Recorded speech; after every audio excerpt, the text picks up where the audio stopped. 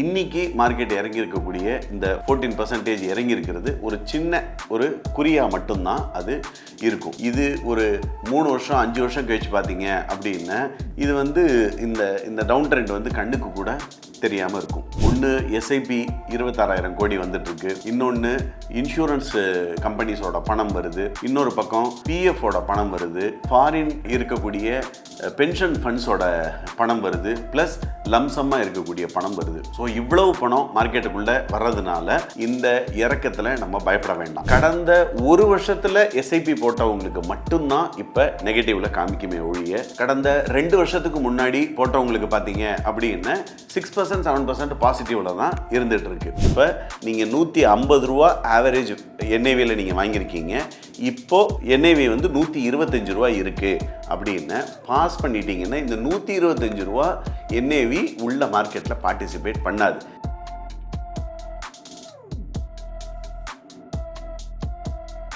Wealth podcast நேயர்களுக்கு வணக்கம்.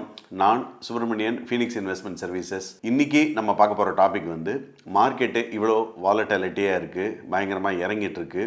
இந்த தருணத்தில் நிறைய கமெண்ட்ஸ் எங்களுக்கு என்ன விதமாக வந்திருக்கு அப்படின்னு கேட்டிங்கன்னா, நான் இப்போ எஸ்ஐபியை ஸ்டாப் பண்ணணுமா, இல்லை பாஸ் பண்ணணுமா, இல்லைன்னா நான் ஏற்கனவே போட்டிருந்த எஸ்ஐபிஸ்லேருந்து ப்ராஃபிட்டை புக் பண்ணலாமா, வேறு அசட் கிளாஸ் மாற்றணுமா, மார்க்கெட் ஏறும்போது தான் நான் இன்வெஸ்ட் பண்ணணுமா, இல்லை இறங்கும்போது இன்வெஸ்ட் பண்ணணுமா போன்ற பல சந்தேகங்கள் நிறைய நேயர்கள் கேட்டிருக்காங்க. இதுக்கு விடை காணத்தான் இன்னைக்கு நம்ம இந்த காணொளி நம்ம பார்க்க போகிறோம். மார்க்கெட்டை பொறுத்தளவு பார்த்தீங்க அப்படின்னா ஒரு ஷார்ட் டேர்ம்லேருந்து லாங் டேர்ம் ஒரு ரேஞ்ச் பவுண்டாக நீங்கள் பார்த்தீங்க அப்படின்னா ஒரு 7 இயர்ஸ் 10 இயர்ஸில் பார்த்தீங்க அப்படின்னா இன்னைக்கு மார்க்கெட் இறங்கி இருக்கக்கூடிய இந்த 14% இறங்கி இருக்கிறது ஒரு குறியா மட்டும்தான் அது இருக்கும். இது ஒரு 3 வருஷம் 5 வருஷம் கழிச்சு பார்த்தீங்க அப்படின்னா இது இந்த டவுன் ட்ரெண்ட் கண்ணுக்கு கூட தெரியாமல் இருக்கும். மார்க்கெட்டில் எஃப்ஐஐஸ் கிட்டத்தட்ட 1.25 லட்சம் கோடி ரூபா வித்துட்டு போயிட்டாங்க அப்படின்னு சொன்னாலும் வாங்கினது நம்ம டொமஸ்டிக் இன்வெஸ்டர்ஸ் அப்படிங்கிறத நம்ம மறந்துடக்கூடாது. டொமஸ்டிக் இன்வெஸ்டர்ஸோட ஸ்ட்ராங் ஃபண்ட்ஸ் இன்ஃப்ளோ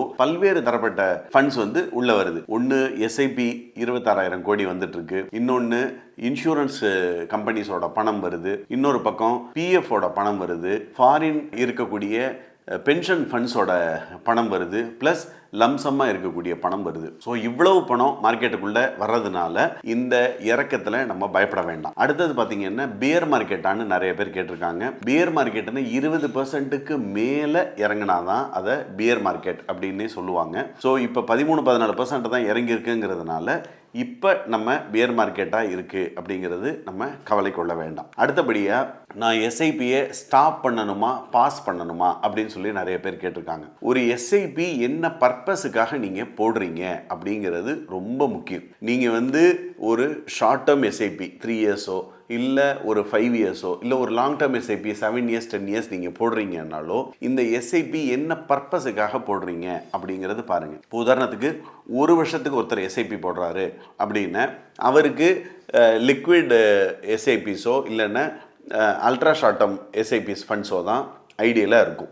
இவங்க கண்டிப்பாக ஈக்விட்டிக்குள்ளே வரப்போகிறதே கிடையாது. ஒரு 3 இயர்ஸ் 4 இயர்ஸ் ஹாரிசான் வச்சு ஒருத்தங்க எஸ்ஐபி போடுறாங்க. ஒரு குழந்தைய நாங்கள் எல்கேஜி சேர்க்கணும், 3-4 வருஷம் கழிச்சு நாங்கள் சேர்க்கணும் அப்படின்னு சொல்லிட்டு வர்றாங்கன்னா இவங்க பேலன்ஸ் அட்வான்டேஜ் ஃபண்டு அந்த மாதிரி உள்ள ஃபண்டில் எஸ்ஐபிஸ் போட்டுட்டு வருவாங்க. ஒரு 7 வருஷம் 10 வருஷம் கழிச்சு என் குழந்தைக்கு கல்யாணம் இல்லைன்னா என் குழந்தைய நான் மேற்படிப்புக்கு நான் அனுப்ப போகிறேன் அப்படின்னு சொல்லிட்டு வர்றாங்க அப்படின்னா அவங்க தான் இந்த large gap, mid gap, small gap இந்த மாதிரி கேட்டகரைசேஷனுக்கு அவங்க போகிறாங்க. அப்படிங்கிறதுனால உங்கள் கோலை நீங்கள் மனசில் வச்சு தான் உங்கள் எஸ்ஐபியை போடணும். ஷார்ட் டேர்மை பொறுத்தளவு 1 இயர் 3 இயர்க்குள்ள ஃபண்ட்ஸில் நீங்கள் இப்போ போட்டிருக்கிற எஸ்ஐபிஸ் பார்த்தீங்கன்னா பெரிய லெவலில் இறங்கியிருக்காது. பேலன்ஸ் அட்வான்டேஜ் ஃபண்டில் உள்ளது ஒரு சின்ன இறக்கம் இருக்குமே ஒழிய மார்க்கெட்டோட 13-14%க்கு அதில் ரிஃப்ளெக்ஷன் இருக்காது. ஏன்னா கிட்டத்தட்ட 40% டெட்டில் தான் ஆல்ரெடி இருக்குது. அதனால ஷார்ட்டர் டேர்ம் இருக்கக்கூடியவங்க நீங்கள் இருக்கக்கூடிய இந்த அல்ட்ரா ஷார்ட் டேர்ம் ஃபண்டோ இல்லை லிக்விட் ஃபண்டோ இல்லைன்னா பேலன்ஸ் அட்வான்டேஜ் ஃபண்டிலையோ எஸ்ஐபி போட்டுட்டு இருந்தீங்கன்னா நீங்கள் தாராளமாக அதை கண்டினியூ பண்ணலாம். ஒரு லாங்கர் டென்யூருக்கு நீங்கள் பிளான் பண்ணியிருக்கீங்க, ஒரு 5 இயர்ஸ் 7 இயர்ஸ் நீங்கள் பிளான் பண்ணுறீங்க. இது உங்களுக்கு 1வது வருஷமோ 2வது வருஷமோ 3வது வருஷமோ இருந்தாலும் நீங்கள் இப்போ பண்ண வேண்டியது என்னன்னா கடந்த கடந்த ஒரு வருஷத்துல எஸ்ஐபி போட்டவங்களுக்கு மட்டும்தான் இப்ப நெகட்டிவ்ல காமிக்குமே ஒழிய கடந்த 2 வருஷத்துக்கு முன்னாடி போட்டவங்களுக்கு பாத்தீங்க அப்படின்னா 6% 7% பாசிட்டிவ்ல தான் இருந்துட்டு இருக்கு. கடந்த 2 வருஷத்துக்கு முன்னாடி போட்டவங்க இந்த தருணத்தை ஒரு ஆவரேஜிங்க்கு நீங்க அழகா யூஸ் பண்ணி இந்த லோயர் யூனிட்ஸ் வரும் பொழுது நீங்க ஆவரேஜ் பண்ணினீங்கன்னா உங்களுக்கு அதிக லாபங்கள் பின்னாடி கிடைக்கும். இதே மாதிரி எஸ்ஐபியை பாஸ் பண்ணவா அப்படின்னு சொல்லி நிறைய பேர் கேட்டிருக்காங்க. பாஸ் பண்ணுனா என்ன நடக்கும் அப்படின்னு பார்த்தீங்கன்னா, ஏற்கனவே நீங்கள் வாங்கி வச்சிருக்கிற யூனிட்ஸ் வந்து மார்க்கெட்டில் பார்ட்டிசிபேட் ஆகிட்டு இருக்கும். இப்போ நீங்கள் 150 ரூபா ஆவரேஜ் என்ஐவியில் நீங்கள் வாங்கியிருக்கீங்க. இப்போது என்ஐவி வந்து 125 ரூபா இருக்குது அப்படின்னு பாஸ் பண்ணிட்டீங்கன்னா இந்த 125 ரூபா என்ஏவி உள்ள மார்க்கெட்டில் பார்ட்டிசிபேட் பண்ணாது. இந்த 125 தானாக எப்போ 150 160 ஆகுதோ அது வரைக்கும் நீங்கள் வெயிட் பண்ணி தான் ஆகணும். ரேதர் நீங்கள் எஸ்ஐபியை பாஸ் பண்ணாமல் கண்டினியூ பண்ணினீங்கன்னு வச்சுக்கோங்க, இந்த 125 ரூபா எஸ்ஐபி 120 123 125 அப்படின்னு சொல்லி வரும்பொழுது இந்த யூனிட்ஸு உங்களுக்கு ஹையர் ஆவரேஜில் கிடைக்கும் அப்படிங்கிறதுல எள்ளளவும் உங்களுக்கு சந்தேகம் வேண்டாம். அப்போ 120 ரூபாய்க்கு நம்மளோட எஸ்ஐபிஸ் கண்டினியூ ஆச்சுன்னு கிடைக்கக்கூடிய யூனிட்ஸு நம்பர் ஆஃப் யூனிட்ஸு கூட தான் கிடைக்குமே ஒழிய ஒரு நாளும் குறைய போகிறது கிடையாது. அதனால என்னுடைய சஜஷன் என்னவா இருக்கும் அப்படின்னு பார்த்தீங்கன்னா, மார்க்கெட் இறங்கும் போது நீங்கள் எஸ்ஐபியை கண்டினியூ பண்ணினீங்கன்னா உங்களோட ப்ராஃபிட்ஸு வேகமாக ஏறுவதற்கான வாய்ப்புகள் அதிகமாக இருக்குது. ஸ்டாக்னட்டாக இருக்கிறத விட என்ஐவி ப்ரைஸ் கீழே வரும்பொழுது நீங்கள் வாங்கினீங்கன்னா நம்பர் ஆஃப் யூனிட்ஸ் கூடும். ஏன்னா நாளைக்கு ஒரு 3 years 5 years down the line நம்ம ரிடம்ஷன் கொடுக்கும் பொழுது உங்களுக்கு total number of units into அன்றைய வேல்யூ தான் கிடைக்க போகுது. அப்படிங்கிற பட்சத்தில் அன்றைய வேல்யூவை நிர்ணயிக்க போகிறது இந்த டோட்டல் நம்பர் ஆஃப் யூனிட்ஸ் நம்ம இன்னைக்கு என்ன வச்சுருக்கோம் அப்படிங்கிறது தான். தங்கத்தை பொறுத்தளவு பார்த்தீங்க அப்படின்னா இன்றைக்கி விலை வந்து கிட்டத்தட்ட 8000 ரூபா வந்துருச்சு. ஸோ இப்போ 5000 ரூபாய்க்கு நான் வாங்கினா ஒரு காலத்தில் 10,000 ரூபாய்க்கு 2 கிராம் தங்கம் வாங்கினது போக இன்றைக்கி எனக்கு 1 something தான் கிராமே கிடைக்குது. அப்போ எனக்கு தங்கம் விலை இறங்குனா தான் எனக்கு எப்போ யூனிட் கூட கிடைக்குமோ கிராம் கூட கிடைக்குமோ அதே போல தான் என்ஏவி உங்களுக்கு இறங்குனா தான் உங்களுக்கு கூடுதலாக கிடைக்கும் அப்படிங்கிறதுல நீங்கள் மறந்துடாதீங்க. மார்க்கெட் இந்த மாதிரி இறங்கிட்டு இருக்கும் பொழுது நிறைய பேர் வீடியோஸில் நிறைய சொந்த கருத்துக்கள் அவங்க நிறைய பேர் சொல்கிறாங்க. இப்போ சமீபத்தில் கூட ஒரு ஃபண்ட் மேனேஜர் ஒருத்தர் மிட் அண்ட் ஸ்மால் கேப்பை பற்றி பேசுனதுனால மார்க்கெட்டில் நிறைய விவாதங்கள் வந்து போயிட்டுருக்கு.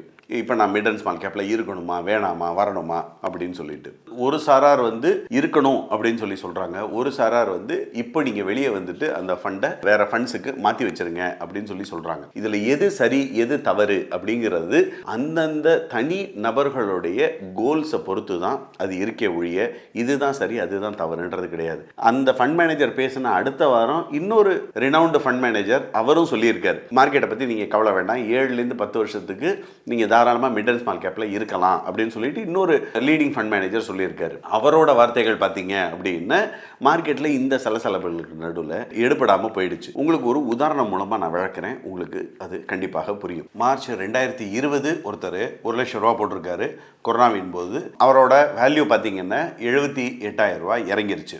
அவர் பேனிக் ஆகி மார்க்கெட்டில் அன்னைக்கு வித்திருந்தாருன்னா அந்த 22,000 ரூபா லாஸ் அவரோடது தான். சரிங்களா? ஒருவேளை அவர் 78,000 ஆயிடுச்சுன்னு சொல்லி பயப்படாமல் அவர் அப்படியே மெயின்டைன் பண்ணாருன்னா அடுத்த ஒரு 3-4 மாதத்தில் மார்க்கெட் ஏறிடுச்சு.